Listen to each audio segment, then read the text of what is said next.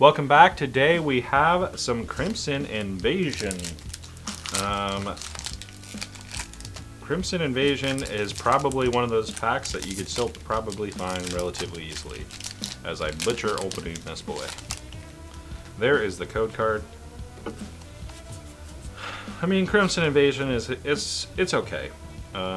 It's treated us okay, but there's just not a lot to love about it, in my personal opinion. But maybe you have a different one, and you can tell me in the comments below. A Staryu reverse holographic and an Octillery. Not much to write home about today, but there's always tomorrow, and we will see you then.